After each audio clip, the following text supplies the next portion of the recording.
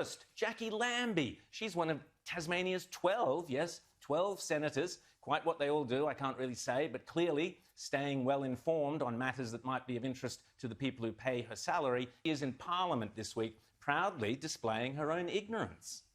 One Nation put up a motion criticising the World Economic Forum for putting out some obscure proposal I'd never heard of. Some weird thing nobody outside the darkest corner of Sky News After Dark programming has ever heard about.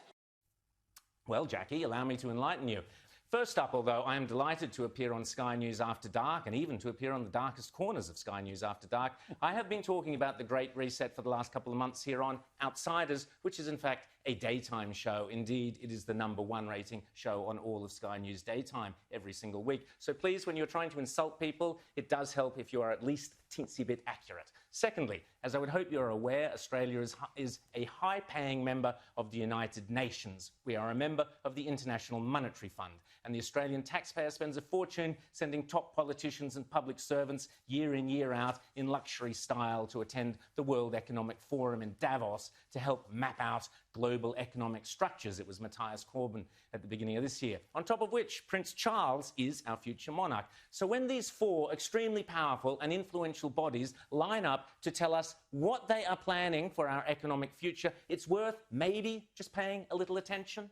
The World Economic Forum meets every January in Davos. You will have heard of the expression Davos man, Jackie. It refers to all the zillionaires and pop stars and popes and princes and politicians who meet every year to map out our futures. I'm sure you've heard of Bono, Jackie. Well, next year's World Economic Forum at Davos has been pushed back to May in Lucerne, presumably because of COVID. But, and here's where you really need to pay attention, Jackie, this year's Davos is very, very different to all the previous ones.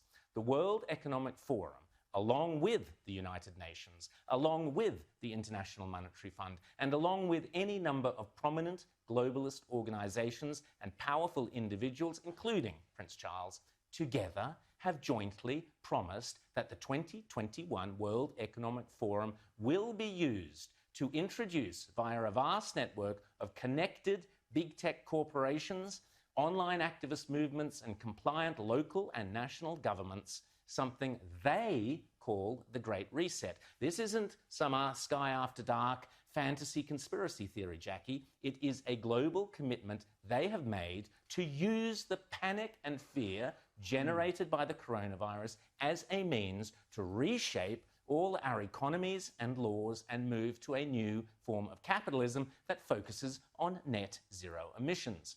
To use all the tools of COVID to tackle climate change. You might think this is a great thing. You might think this is a terrible thing. But what is unforgivable, Ms. Lambie, is for you not to think about it at all. If implemented successfully, the Great Reset will undeniably and deliberately have extreme and possibly dire repercussions for every single one of your constituents. Ignorance, Senator, is no excuse. Already, the Great Reset is being widely advertised on posters and in ads across the UK and Europe, and no doubt will be here before too long. You'll own nothing and you'll be happy is just one of their marketing slogans. I'm sure there are plenty of Tasmanians, Jackie, who might beg to differ with that proposition. So let me fill in the blanks for you, Jackie. The plan involves replacing shareholders of big companies with stakeholders who happen to be left-wing bureaucrats and climate change zealots. Replacing mum and dad small businesses and private enterprises with big tech and big business. Mrs. Kafup's share portfolio is out. Greta Thunberg's zero emissions are in. Democracy and free enterprise go out the window. Totalitarian government control slides in through the back door. But remember, it's not only a great reset, it's a great deception.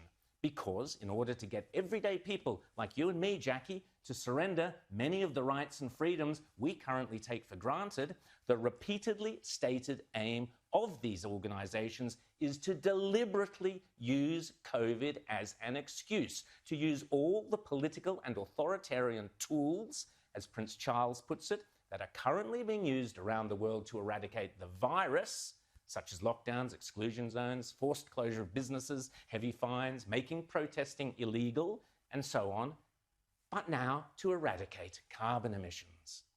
Those behind this scheme are adamant that there can be and never will be a return to normal. that life will never again be what it was prior to COVID. That is why they constantly talk about the new normal. But remember, Jackie, this is not me saying this, lurking in the darkest corners of Sky News After Dark. This is them saying it, the people with the power and the means and the obsessional desire to do it. And they keep telling us again and again precisely what they have in store.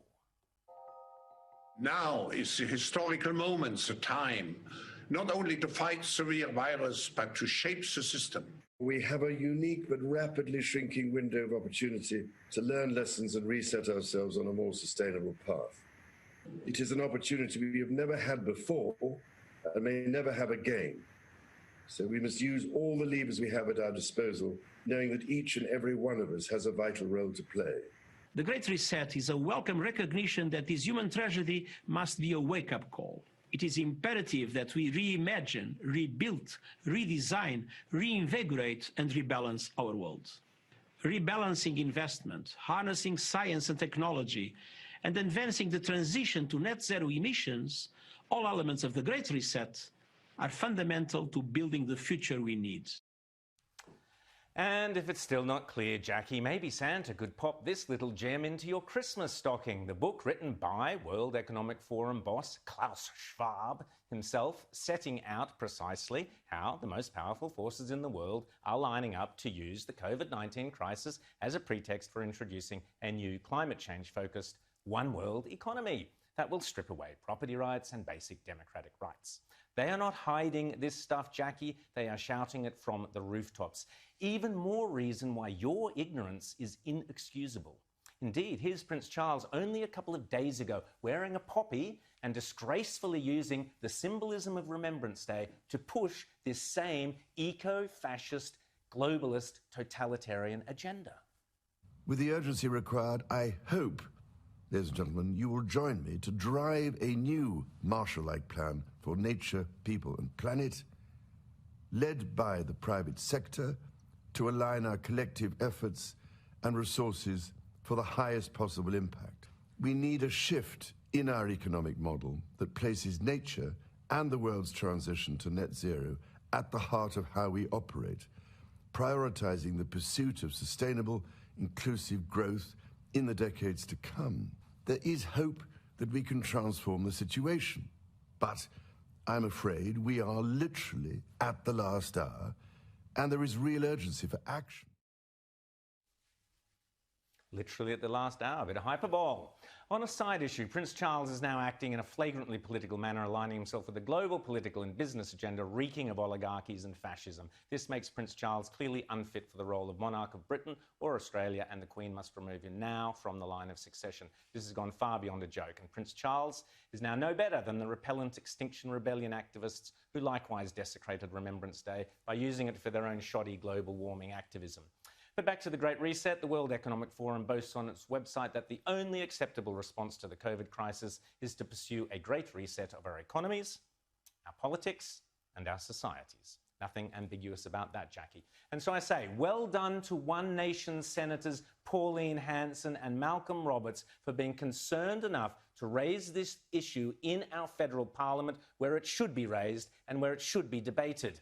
Last week, Senator Hanson put forward a motion for the Australian Parliament to reject the Great Reset. Pretty simple, nothing to lose there. Just simply say, thanks Klaus, but nein danke, it's not for us, and we won't be sending anyone to this year's World Economic Forum. Danke schön. Win-win. Josh, you'll save a fortune in airfares and luxury accommodation all at the same time.